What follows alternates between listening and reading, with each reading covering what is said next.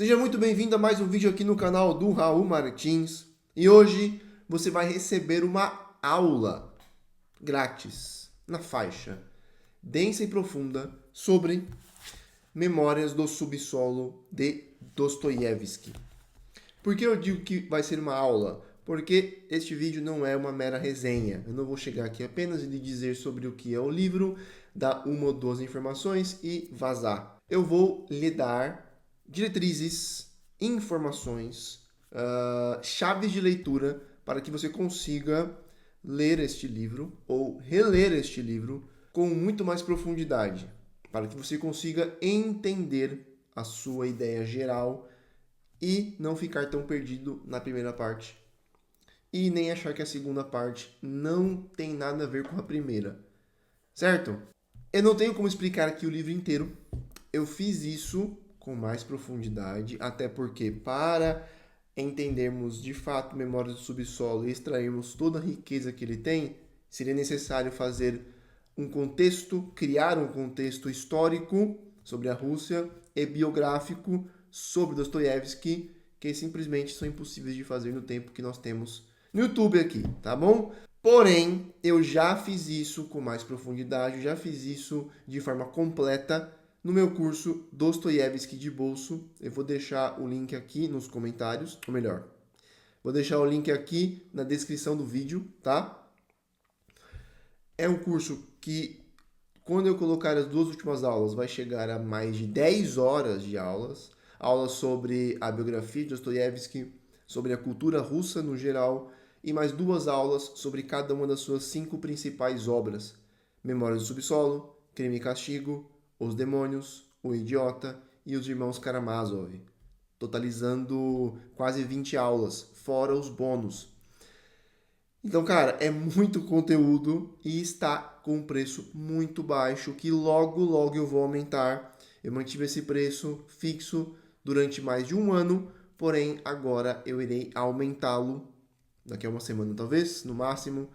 Então, não vacile, clique lá, dê uma olhada e eu tenho certeza, certeza absoluta de que ele vai ajudá-lo demais a ler Dostoiévski, porque eu já tenho centenas de alunos lá dentro, ok? Beleza.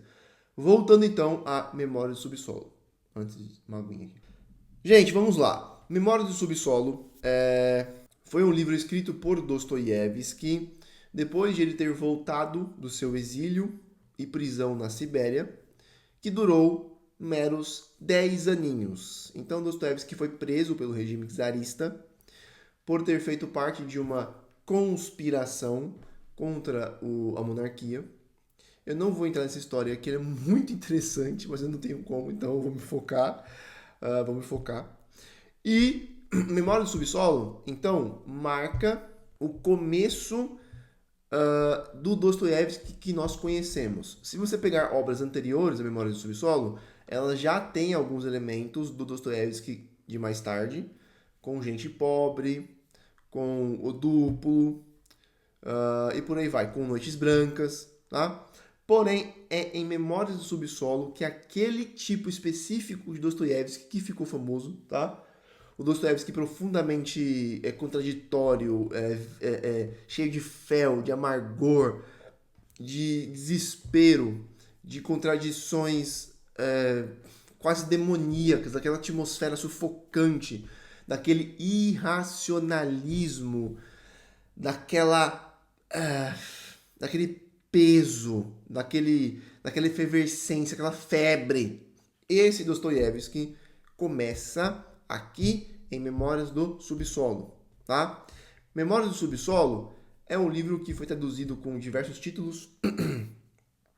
Memórias do Subsolo, Notas do Subsolo, Diário do Subsolo, ou no caso da tradução portuguesa, Cadernos do Subterrâneo. Essa aqui é uma edição bônus que você recebe ao comprar Crime e Castigo, eu acho, no Clube de Literatura Clássica, tá? Seja como for, Memória do Subsolo é um livro que acabou ficando... ele acabou ganhando um cult following. Ele acabou virando cult. E eu entendo por quê, né? Ele é um livro bastante poderoso mesmo. É um livro, inclusive, que se tornou cult porque existe uma ligação óbvia. Houve uma inspiração direta, tá?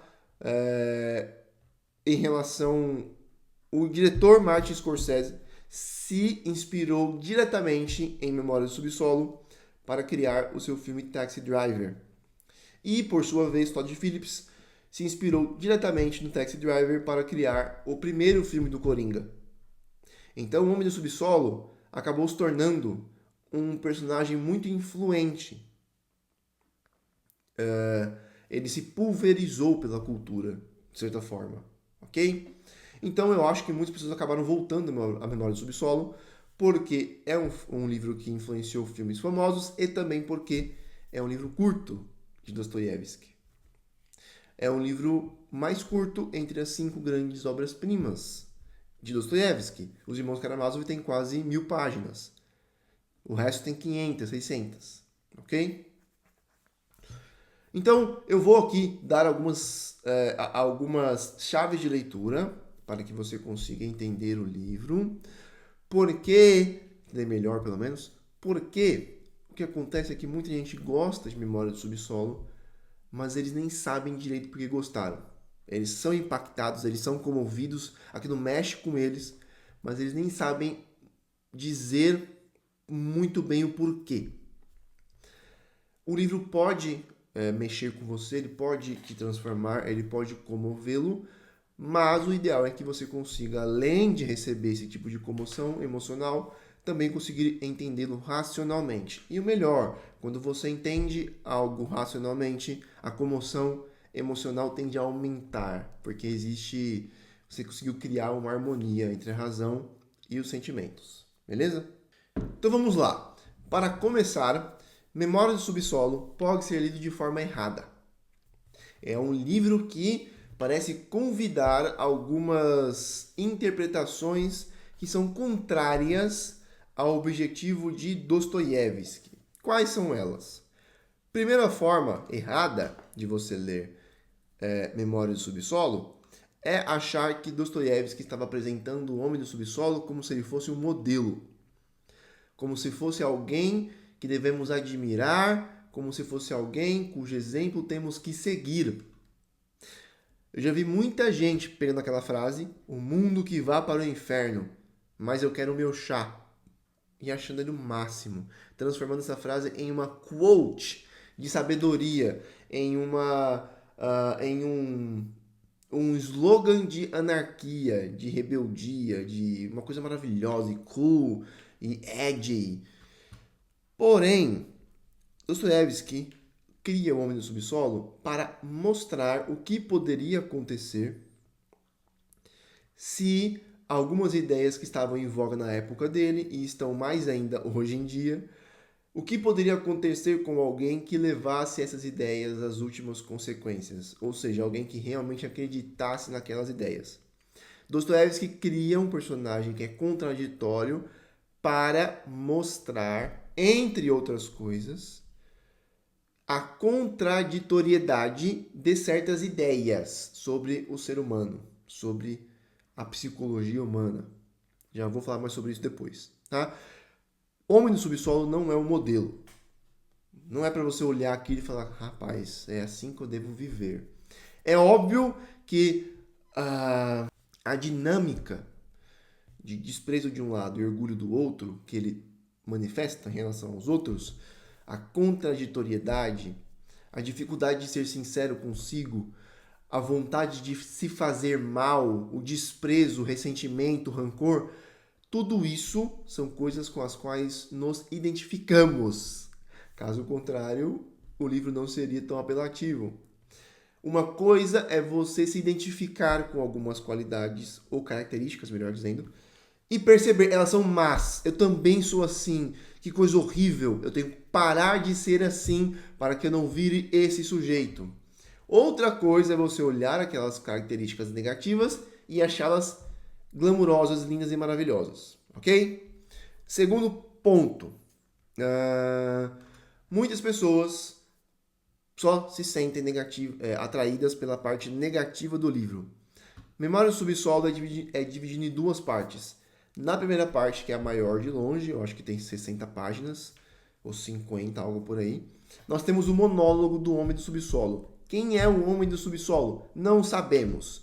Ele é um funcionáriozinho de baixo escalão que nós aprendemos um pouquinho mais tarde que gostava de abusar do pouquíssimo poder que tinha. Ele sentia um prazer em humilhar e fazer mal aos outros, mas era uma humilhação e um mal muito pequenos, porque ele tinha pouco poder.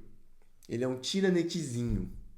E só aqui já podemos nos identificar, né? Ou você pode se identificar, você mesmo, ou você pode pensar em alguém que você conheceu que era assim. Eu conheci várias pessoas que eram assim.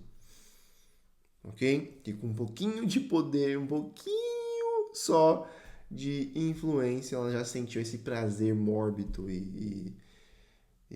quase sentiu um tesão em fazer picuinha, tá? O ódio volátil, então, a raiva difusa, né, que sobe daquele livro como um cheiro de água sanitária, essa é a única parte que as pessoas gostam no livro.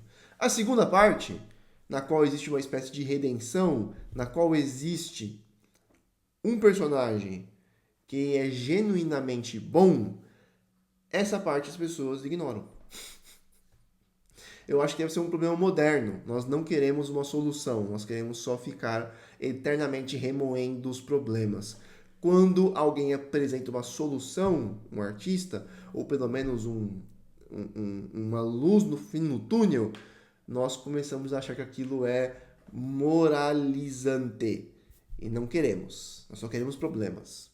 Seja como for, você não pode se focar só na primeira parte do livro. Dostoiévski escreveu a segunda parte por uma razão, para complementar e ilustrar e talvez corrigir a primeira parte. É um livro só, ok? Terceiro ponto. Dostoiévski foi censurado quando lançou o livro. E então, isso causa um problema para quem vai ler.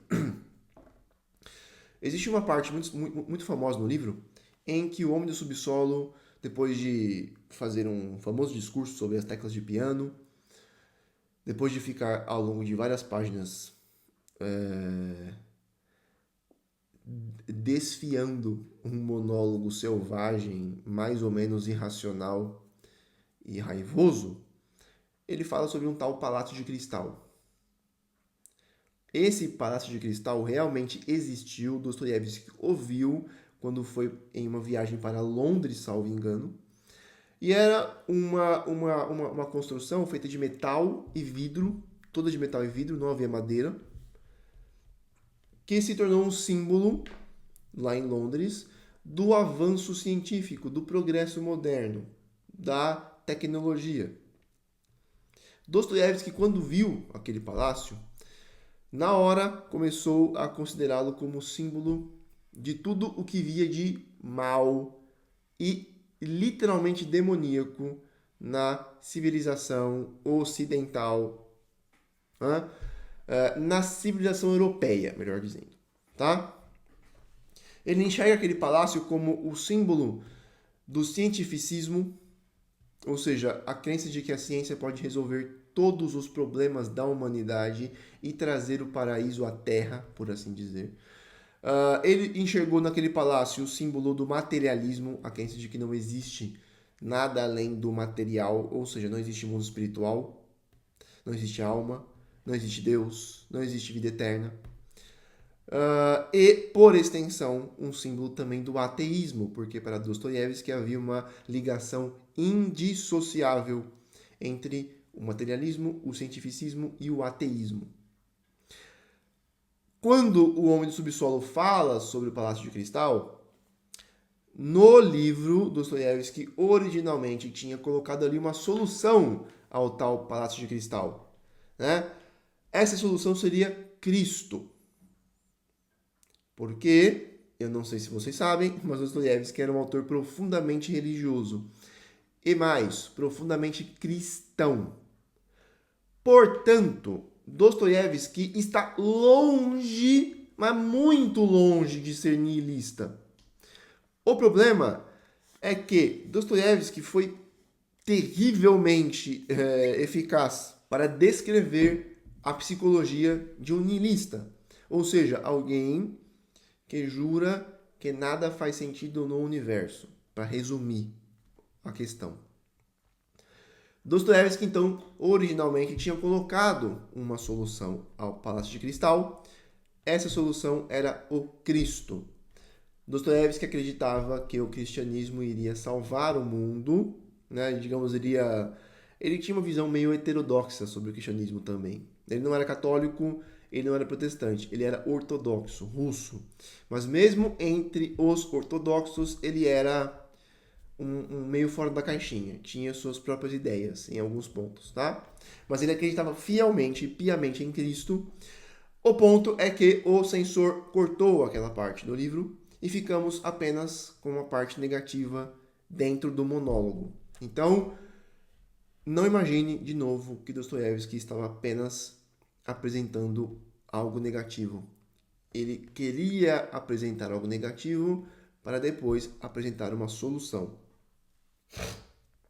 Talvez, se ele houvesse colocado Cristo ali no meio, o livro houvesse ficado de fato muito exageradamente moralizante e as pessoas teriam sido afastadas daquilo.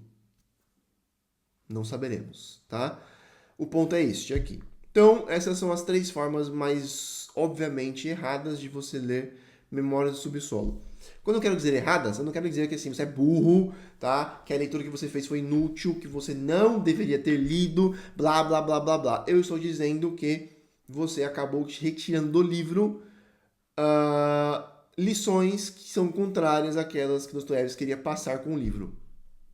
Aí podemos cair em outra discussão, né, de se o autor realmente tem controle absoluto sobre as lições que a sua obra pode passar, e etc, etc, etc. Não é esse o ponto, tá? Beleza? Ok. Vamos então continuar aqui, porque eu não quero que este vídeo fique gigantesco. Então, deixa eu ver aqui o que eu posso falar. Não. Então, primeiro ponto, formas erradas. Segundo ponto, Memória do Subsolo é um livro sui generis entre a obra dostoiévskiana. Que raio é sui generis? Único. É algo único. Por quê? Essa é a primeira vez e a última vez em que Dostoiévski tenta misturar gêneros literários de forma tão violenta. Ou seja, ele mistura uma espécie de diário com uma espécie de análise filosófica. Ele analisa o Homem do Subsolo, ao mesmo tempo em que mostra sua psicologia contraditória, horrível e especialmente moderna, também analisa ideias. Quais ideias ele analisa? A ideia do livre-arbítrio, certo? A ideia de que nós somos determinados completamente pela nossa biologia, coisa que estava muito em voga naquela época e está em voga ainda hoje. Tá bom? Então, Dostoiévski mistura gêneros como se aquilo fosse ao mesmo tempo um tratado filosófico e um diário que se misturam e você não sabe onde acaba um e começa outro e vice-versa. Então, se você sente dificuldades para acompanhar aquilo, é normal. A ideia é realmente causar dificuldade. A ideia é causar desconforto em quem lê. A ideia não é que você tenha uma leitura fluida. A ideia é que a leitura, cara, ela pode te pegar, ela pode te agarrar pelo pescoço. Isso acontece com muitas pessoas.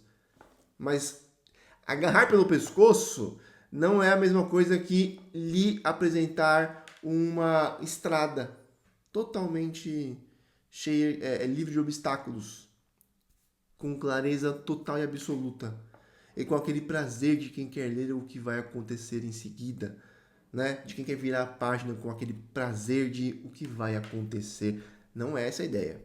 A ideia é misturar gêneros literários como uma espécie de experimento. Tanto é assim que Dostoiévski nunca mais fará algo tão experimental assim. Nos livros posteriores, tá? Em Crime e Castigo, por exemplo, as discussões filosóficas a filosofia, as análises surgem de forma mais orgânica por meio das ações dos personagens, que as contradizem ou as afirmam, ou por meio de diálogos, que são mais fáceis de acompanhar. É o caso, por exemplo, da famosíssima conversa de Ivan com Alyosha, é o caso de alguns diálogos em Os Demônios, é o caso da famosa conversa de Porfiri com Raskolnikov em Crime e Castigo, etc, etc, etc. Então, Memória do Subsolo é um livro único mesmo. Aborde-o como um livro único e leia-o como um livro único. Você não vai encontrar outro livro assim, escrito por nenhum outro autor e nem mesmo pelo próprio Dostoiévski, ok? Então, a dificuldade aqui faz parte do processo. E como eu falei, depois das 50 ou 60 páginas pelas quais dura o monólogo, nós somos apresentados a uma narrativa. Ok? Isso aqui é importante também. Então, terceiro ponto. Terceiro ponto aqui. A psicologia do homem do subsolo é muito parecida com a psicologia do homem moderno. Minha e sua. Em que sentido? O homem do subsolo, já falei que ele sentia prazer, né? Ele sentia prazer quando, sendo funcionário público, ele conseguia fazer mal aos outros. Ele era um tiranetezinho. Porém, existia um twist aí no homem do subsolo.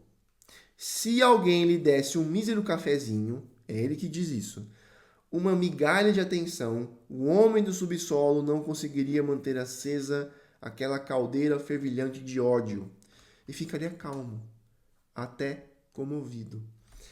Guarde isso aqui na cabeça.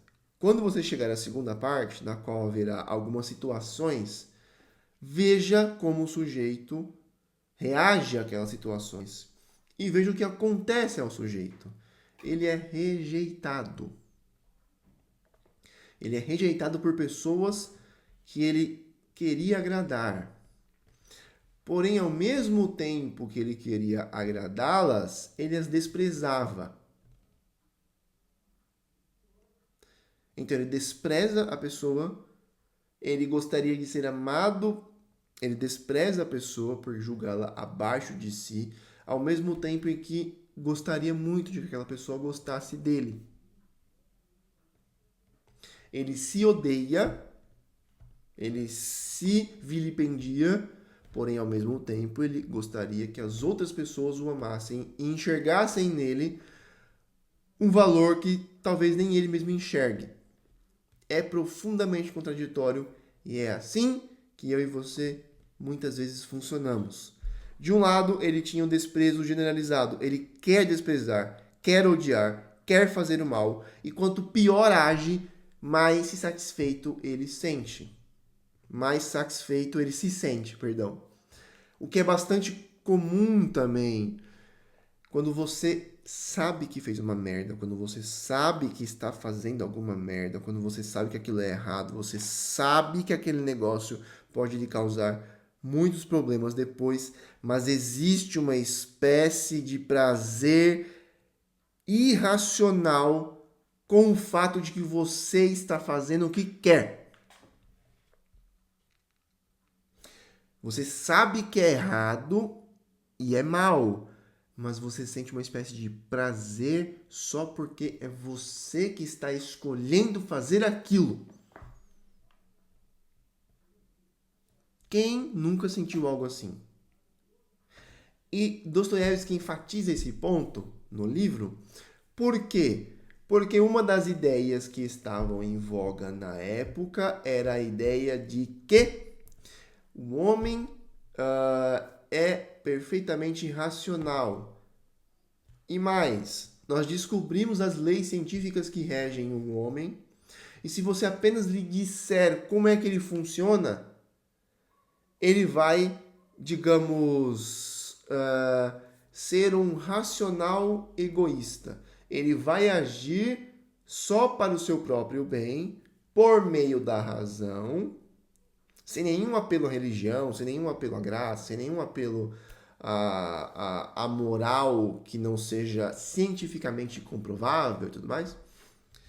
ele vai agir sempre de forma a melhorar a sua vida, a aumentar o seu prazer e, portanto, diminuir a dor alheia. Ou seja, gente, a ideia é a seguinte: a moral é baseada em você buscar o prazer e afastar-se da dor.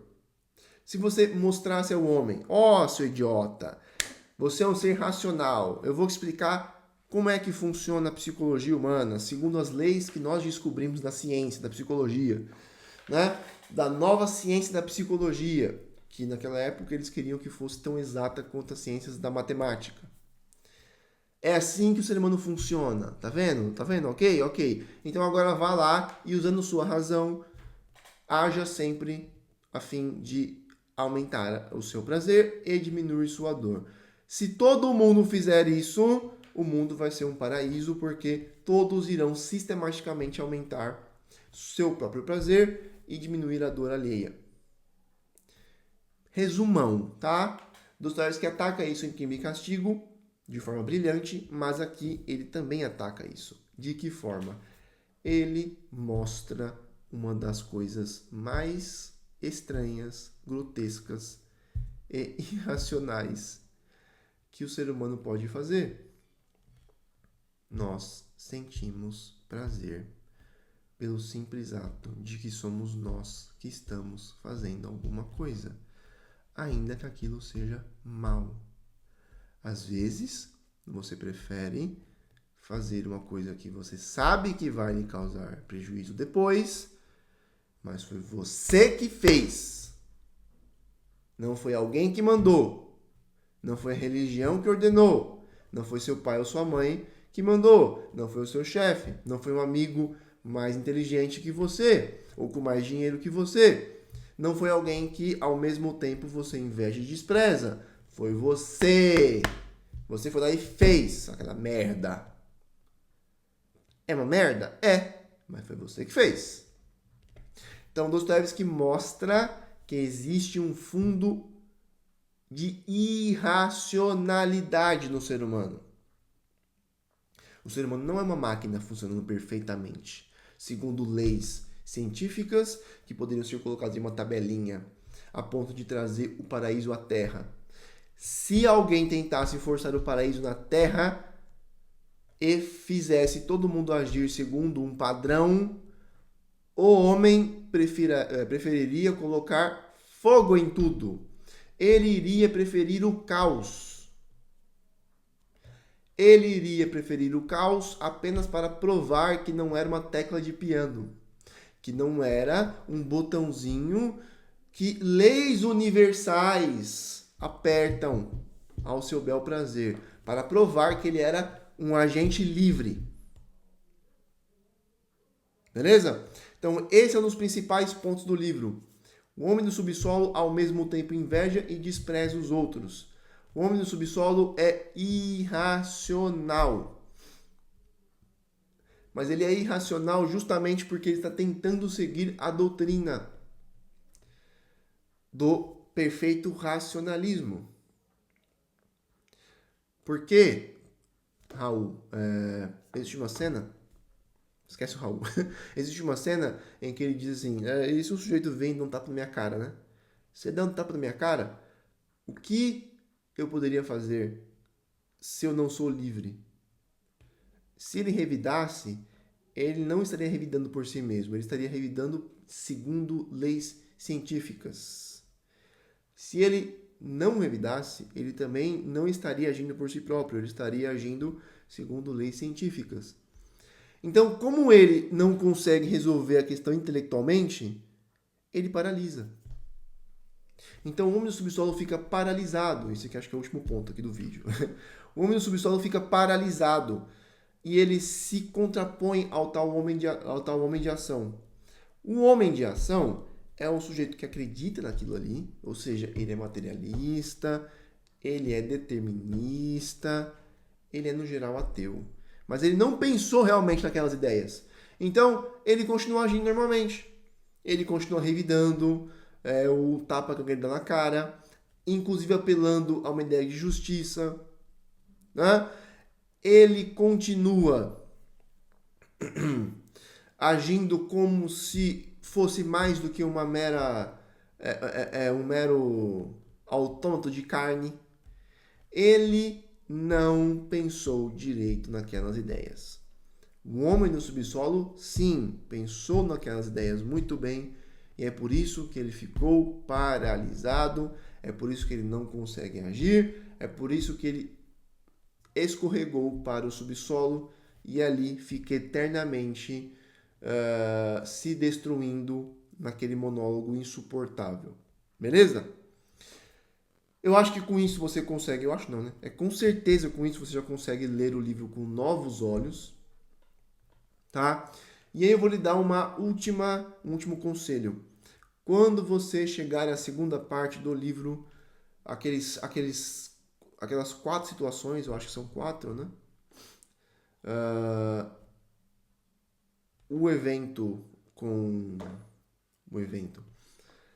O esbarrão que um oficial dá nele, a conversa que ele tem com os amigos, depois a segunda conversa que ele tem com os amigos e posteriormente o encontro com a prostituta, tá?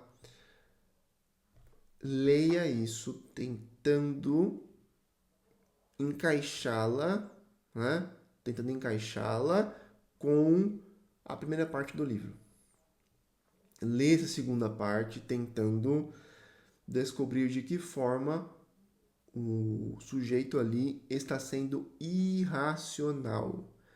De que forma ele está agindo a ponto de causar mal a si mesmo. Tente ler aquilo para descobrir de que forma o sujeito está usando a sua razão para fazer coisas que vão destruí-lo. Porque esse é o tipo de coisa que os teóricos do egoísmo racional negavam que iria acontecer. Se alguém usasse razão, ele iria inevitavelmente usá-la para o próprio bem. E também, por consequência, para o bem alheio. Beleza? Então é isso. Eu tentei resumir aqui muita coisa neste vídeo para não ficar gigantesco. Até consegui, meia hora. Reforçando, caso você queira aulas mais completas sobre o assunto, aproveite o meu curso Dostoiévski de bolso. O link está aqui na descrição. Já passaram por lá centenas e centenas de alunos. O feedback é maravilhoso. E eu tenho certeza de que você vai gostar muito. E, cara, é a melhor introdução que eu conheço à obra vasta e bastante complexa de Fyodor Dostoiévski. Porém, já com este vídeo aqui, eu tenho certeza de que você vai conseguir voltar a lê-lo ou lê-lo pela primeira vez com uma profundidade muito maior do que você imaginou que seria possível. Beleza? Então é isso. Se você não se inscreveu no canal ainda, por favor, né? Se inscreva no canal e, por favor, compartilhe este vídeo com outras pessoas. Mostre-o para amigos. Ajude o canal a crescer, porque eu quero focar no YouTube hard neste ano e no próximo. Beleza? Então, quanto mais eu crescer, melhor para vocês, porque vão vir mais vídeos com mais qualidade ainda. Ok? Muito obrigado, então, e nos vemos no próximo vídeo aqui no canal. Abraço!